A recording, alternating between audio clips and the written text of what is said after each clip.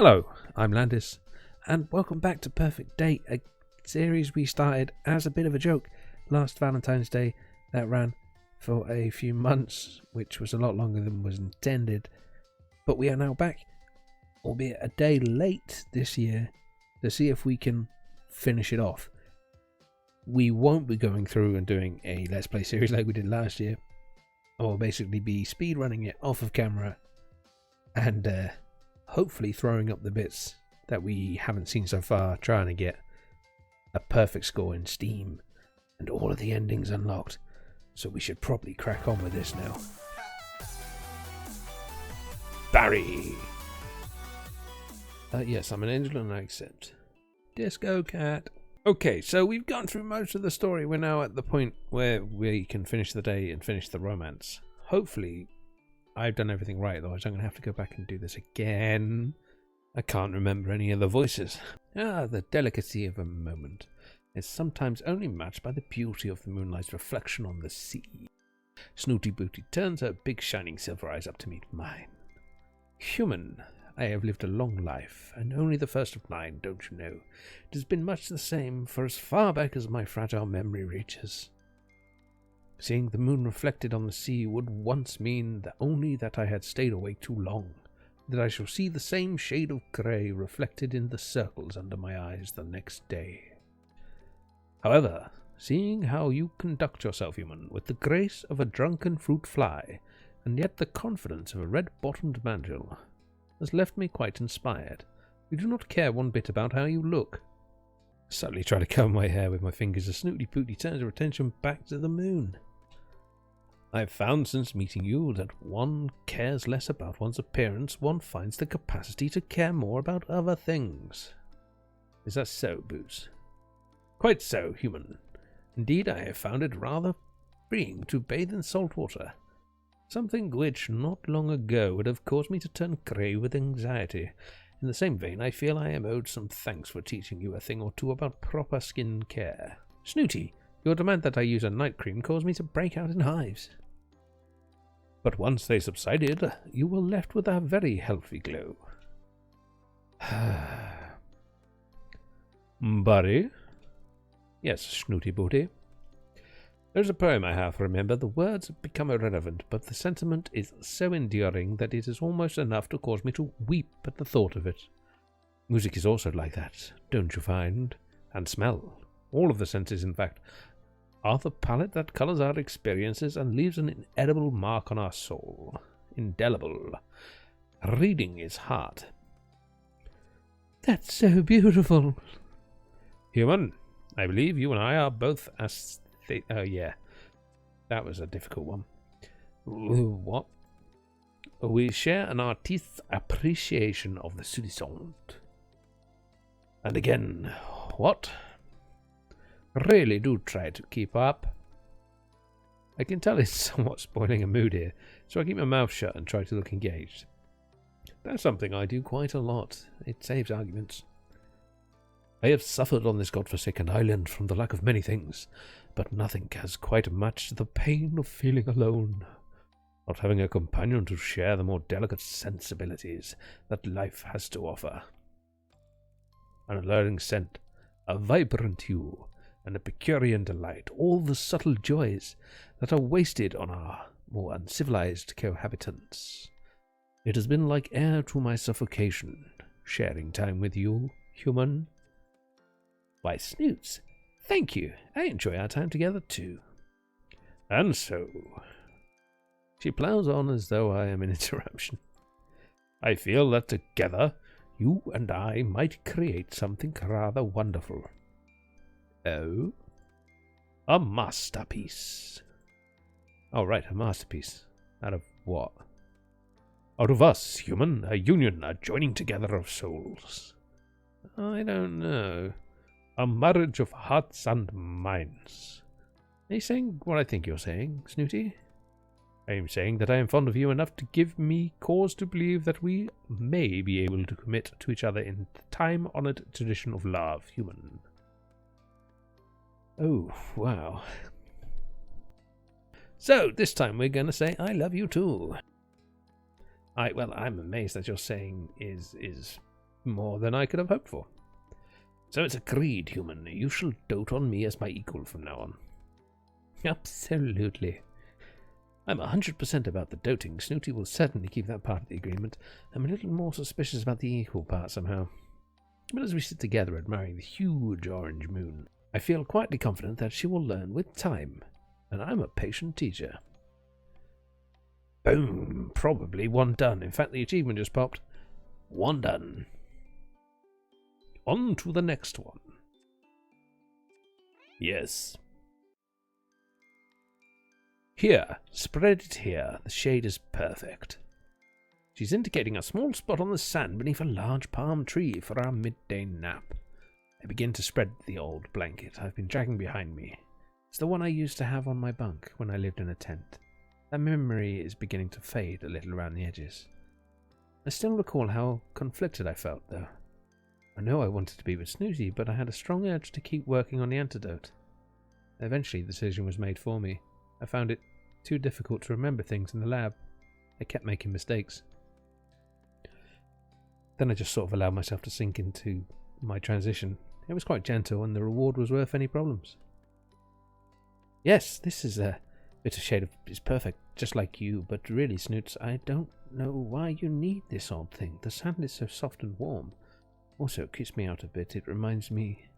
For goodness sakes, Barry. You've been a cat for 5 minutes, and you already know what's best for us. May I remind you that you have fur to protect your skin, but mine is exposed and far more delicate. I suppress a giggle. Yes, of course, my love. You have skin like the wings of a butterfly. Yes, and I have no idea why that amuses you so. I'm just happy. You make me happy. Well, you could make me very happy right now.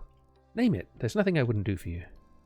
You really ought to be more mindful of those rash declarations. I mean it. Just name it. Anything. Well, fortunately, I have a very kind and humble nature, so I shan't take advantage of your simplicity. All I want is that you fan me with a palm leaf. I look around until I find one. I can comfortably curl my tail around. This isn't nearly as easy as it used to be. But practice makes perfect, my dear. We settle down in peace and quiet of the afternoon, me gently wafting the palm leaf over her snoozing snoots. How much more blissful could life be? I'm half tempted to warn the new research assistant just to throw in the towel from the start and join us. But I suppose they have their own journey's end, and I'm so glad I found mine. Yay, they didn't kill Barry! Boom, in a relationship with Snooty. Next. Time for Carrie. Wait a minute. That's new. There's another cat. What?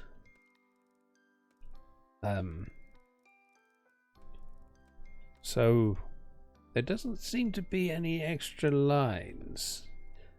There is definitely an extra cat. Curious. Does that mean the group's gonna get bigger and bigger every time we succeed? I'll have to keep an eye on that. Oh, you figure it out. It's not my problem anymore. The new cat slinks off towards the forest area. Oh, don't worry about them. They're preoccupied elsewhere. Interesting. So there is more. I thought the last one was pretty good, actually. Unfortunately, they didn't get very far with discovering an antidote or what happened to our friends. Yep. We know the story.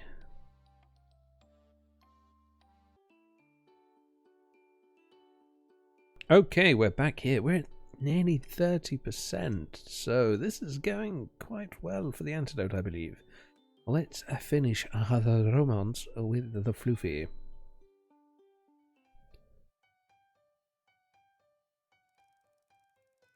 Floofybut has asked me to accompany him to the beach because he wants to share some thoughts with me. As usual, I have no idea what he may be devising. He asked me to sit comfortably on our blanket and is now standing in front of me with a piece of paper wedged between his front paws, endlessly clearing his throat, as though he's about to make a speech or spit a hairball. It is often the case, at last, that on an auspicious occasion a speech may be required to honour the affair. Ah, speech, not hairball. Today I felt it fitting that I deliver a brief address to mark the importance of the new moon anniversary of my first meeting the person who has changed irrevocably the course of my life. My dear, I am a cat of rhetoric, and proud of it. My verbosity is remarked upon throughout the island, and yet, I realize this is a different voice, I have felt the need to scratch a few words onto this paper in case my wit and intellect should fail, unless the duress of sentimentality, and I find myself unable to express adequately the dictates of my feline heart. Indulge me for a moment as I grapple with the most elusive of emotions, love, for that is the matter at hand. What is love? Loyalty, respect, allegiance, support, cooperation, and mutual trust. There is no better way to show love, whether it be for king and country, or cream puff pastry, than with a proud and loud declaration of humble. Fluffybutt peeks at the scrap of paper. He holds the paper up to his good eye. Blast my handwriting! Fluffybutt claws the paper to shreds. For goodness sakes, Carrie, what I mean to say is that I love you. And whether or not you love me is of no consequence. I am not expecting a response. I only wish you to know my feelings. I understand that yours for me may not be the same, but I request without prejudice or expectation that you end my limbo with a response. I'm not sure I like this voice, but I've started, so I shall finish. I love you too. Oh, Major, of course, my feelings are the same. You have my unequivocal respect, allegiance, and love. Goodness, we're even starting to sound alike. Oh my, I wasn't expecting that. I honestly don't know what to say. Don't say anything. Just come here, you big fluffy bugger. The large tabby launches himself into my arms, and we share a long and slightly scratchy hug. Boom, the achievement popped. Time to do the last research and then not die. Oh, 32%. Cracking. Yeah. Sometime later, I'm lazing in the midday sun when my nap is interrupted by my familiar sound of the ferry arriving at the pier. It seems my replacement has arrived already. I stretch and roll onto my back. I wonder what the professor's new assistant will be like. Hopefully they'll be a bit less naive than you were. Major wrinkles his nose, seemingly disgusted by the memory. Was I really that naive when I first arrived here? Afraid so. Really? I don't remember much about it. Oh yes, you were quite exuberant. It was really rather charming. He grins at me playfully. I scoff, and then roll in the sand and smile at my sweet Major before closing my eyes for a midday nap. I don't regret what happened to me, not for a second. I'm happy here with my family, my tribe. It was a struggle at first, making the decision to let it all go. Gave up on the antidote, and the idea of rehumanization. Falling in love was a great contributor to my decision-making, as was the fact that no one else seemed very motivated. I suppose being a cat just kind of gets to you in the end. Now I wouldn't consider any other life. My only worries these days are deciding when to eat, and what particular part of this paradise island to sleep in. So much choice. And of course, staying out of the hands of that research team. Not that that's a problem for us. We look out for one another and we know where to hide. I slink my tail over to Floof and hook it around his tail. Happy days.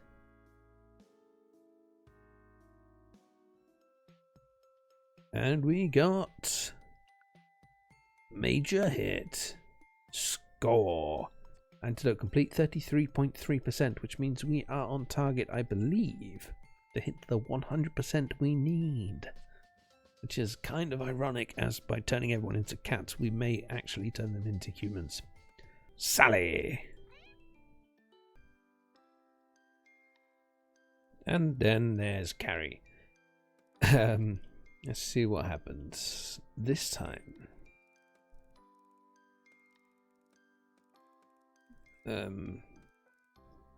Yes, we know all of this. I want to know what Carrie has to say, because last time I skipped over Barry. Well done, you really did read it. Most of it, yes. So I wasn't entirely wasting my time. Hang on. Are you? You figure it out. It's not my problem anymore. Okay, so that's what happens every time. Oh, don't worry about them. They're preoccupied elsewhere. You're going to help us or not? Yes. Okay, so we don't really need to play that next time. I thought the last one was pretty lucky, actually. Although I might do just for those faces.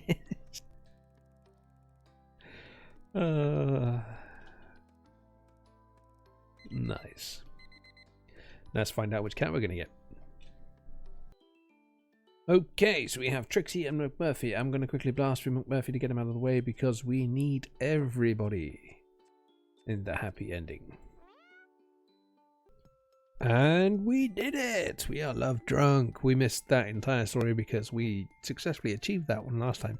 Also, 3 out of 3 cats down, and we are at 50% antidote complete. But we've only gained 3% of the total game. Crap, this isn't going well. Gary! Ah, the extra cat didn't appear this time. Interesting.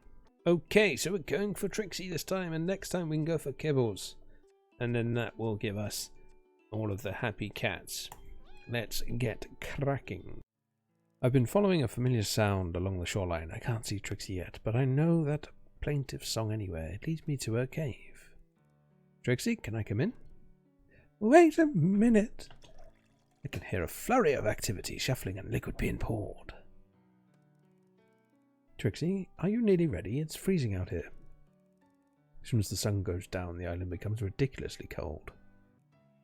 Come in. My voice broke. Her voice is slow and sing-song. Mine was not. The cave is warm and welcoming. There are flower petals scattered on the ground and little jars of leucolites, I struggled with that last time, in every corner. Trixie is stretched out on a rock as though she hasn't moved. Hello, you. Long time no see. Hello, Humi. I wondered when you'd show up. As soon as you invited me, actually. She ignores me and indicates a jar of amber liquid. Help yourself. She's in one of those moods, so I take a sip of the mana juice and make a note to go easy on it this time, remembering how potent it is. So how's Trix? Great. You've not been around for a few days. She doesn't respond. I thought you were avoiding me. I force a laugh, but now I'm beginning to think I was right. Have I upset you, Trixie? Well, in a way, I suppose you have. Oh, I was kidding, but tell me, what did I... She cuts across me. I don't mean to be rude, but would you mind just shutting up and letting me talk for a while? Of course. I'm a little anxious about what's coming, but I do as I'm told and sit in silence. Life. She pauses and smiles. I'm not sure if I should respond, so I just smile back. Life is great and all, but sometimes it's not quite as great as you try to pretend it is. You get used to making the best of it, then you stop being aware that it's only silver, or sometimes even bronze. I mean, nothing to complain about, but then something happens that is so golden, so platinum-plated, a rose gold. That fabulosity of it catches you up, like a twister, and turns everything upside down and inside out, so that you're flying and dancing against your will. You're powerless and powerful, and silver will never be good enough again. Do you know what I mean? I open my mouth, but she plows on without waiting for an answer. I feel it now, the fizzing in my tummy, the fluttering of my heart. I'm champagne, popping and sparkling, light-headed and silly. Am I silly? I feel very certain, and not silly at all, but I can't stop giggling, and my eyes are weepy all of the time. I know what I want in my heart, but I can't connect it to my head. I feel happy. Truly happy. Not before happy, which wasn't really like happy at all, but 24 karat happy, and nothing less will do. There's a long pause. I look down and see that my glass is empty, and I suddenly feel a bit woozy. Okay, that's it. That's all I have to say. Your turn. I'm not very good at speeches. I don't think I can match yours. A simple answer will do. Soulmates don't come along every day, Humi. We have a chance here to take a leap and see what adventure takes us, or forever wonder what we missed. Well, let's take that leap. Of course I'm in. Together forever. Let the adventures begin. And Trixie and I begin to laugh and laugh until we're rolling around on the ground so that anyone who saw us would think we're a couple of crazy, intoxicated cats. I'm exhausted. Can we stop for a second to catch our breath? You're an old, old cat. You've only been dancing for an hour. You dance. I'll watch. And she giggles and dances, while I recline against a rock in the evening sun. Cooler, but still deliciously warm. How do I get to be so lucky? I look back to when I thought having the virus was the worst thing imaginable, and it makes me smile. The day I decided to throw in the towel and allow myself to become a cat was the first day of a life beyond my wildest dreams. Why would anyone want an antidote? Being a cat is amazing. Being with Trixie is even better. I lazily stretch and slowly fall into a nap. Trix settles beside me. The two of us curled up. Our bliss is only briefly disturbed by the familiar sound of the ferry arriving at the pier. It seems my replacement has arrived already. They'll never look here, though. We know exactly where to stay safe. I wonder if they'll be as fortunate as me. Bet your ass. Boom! Written in the stars. Wasn't that supposed to give me an achievement? Because one did not pop. Interesting. But 16 out of 18 endings found, which means we are only missing a couple, which would be the get everybody catified and get Kibbles. Kibbles is next. You. Holly! No new cat again. Maybe it's only the first 3 chapters. Their last 3 are sped up. Time for Kibbles. I'm sitting outside my tent, trying my best to make sense of Kibble's comics. I'm desperately hoping for something, anything that I understand enough to talk to him about. It's no use. Just as I'm giving up, I see Kibbles approaching from the forest. Kibbles, what are you doing here? I figured you'd have finished my comic by now, and you'd be ready to go through it with me. Oh yeah, sure, it was complicated, like you said. I knew you wouldn't get it. I really wish I hadn't chose that voice that long ago. Okay, I'll be honest, I didn't really understand very much at all. Let's start at the beginning then, shall we? Kibble sits down next to me and flips the comic open on the first page. It's semi-autobiographical, my memoirs, if you will. From what I can remember, anyway. The page is about my parents. Kibbles points to a pair of red paw prints. That is my earliest memory, my mum and dad sitting together while I played in the garden. He turns the page. This one has just one red paw on it. Money was tight, so Mum worked a lot of overtime. It was just me and Dad most of the time. The next bit is about when I started high school. This page is chaotic, bright smudges and scratches over every inch. I don't really fit in at school. Kibbles gestures to a page with a big scratch from top to bottom. This is the day where Troy started pushing me around. Look at this bit. A thick black substance covers the paper. I'm worried about what it might signify. That is my happiest memory, sitting alone, by myself, in my room, reading comics. Kibbles flips to a more colourful page. This is when Dad started talking to me about the comic store after school. It was like a whole new world for me. I'd lost interest in the commercial stuff. I started to feel lamestream to me. I discovered manga. It was much more on my level, way more intellectual. Kibbles turns page after page, explaining the significance of the manga he'd read and how they shaped him and helped him escape from his problems. Kibbles, I think this is great. The way you're opening up to me, it's a real privilege. Suppose. I thought about it lots and wondered if I should ask. Ask what? Were you originally human? I mean, were you catified? He's lowered the comic and looking at me with an expression of incredulity. I don't know that word. I can't believe you just asked me that. I'm sorry, you don't have to answer. Are you actually joking? This whole comic is about my transition and stuff. What were you reading?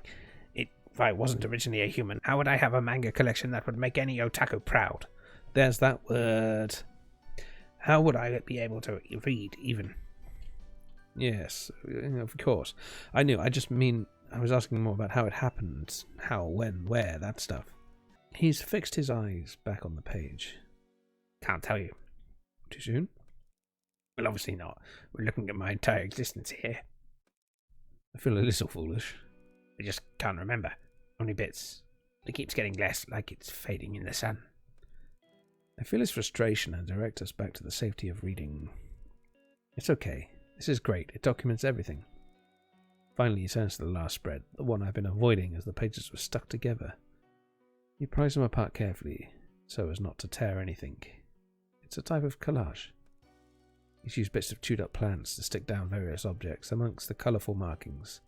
There's a panel from my copy of Kinishiboy, some sweet wrappers, and in the centre, the unremarkable pebble, the one that Kibbles claims he was looking for the first night we met in the clearing, has a blue and green paw print on it. Kibbles, this is beautiful.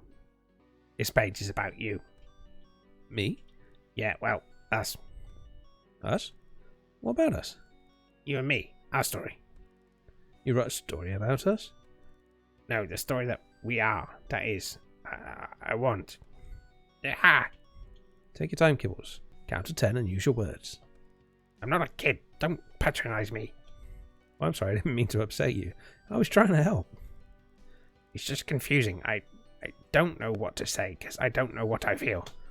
About what? About this.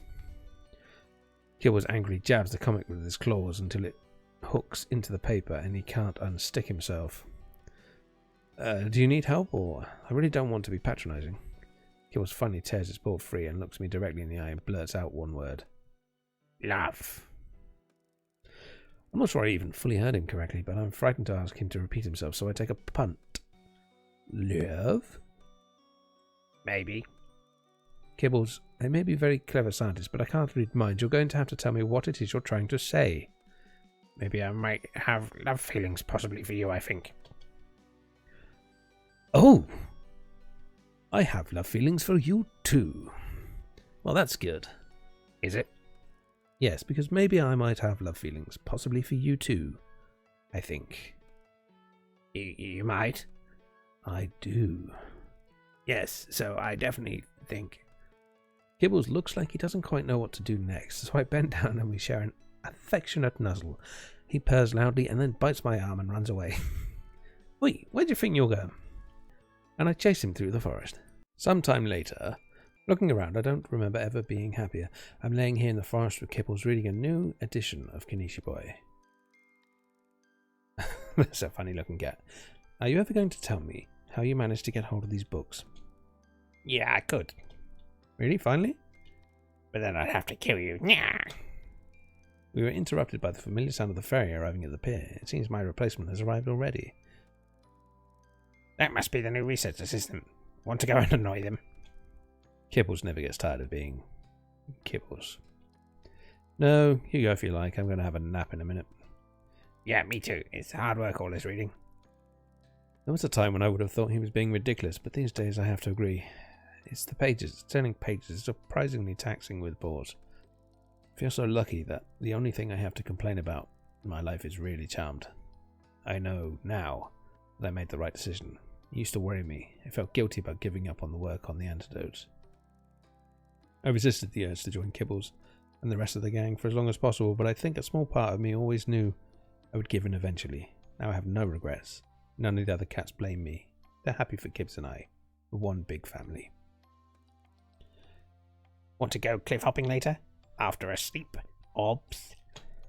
I'm happy to do whatever you want, Kibbs. Really? Of course. Okay, give me a making biscuits massage while I fall asleep, would you? Okay. I roll over and open one eye to see Kibbles has the broadest grin on his face. I swish him with my tail and drift off into blissful sleep. So we're 5 for 5. And only took 2 hours. Oh, 88% of the game seen, 17 out of 18 endings found. 83.3%. All that could go wrong now is if I have accidentally not unlocked Ravenpaw.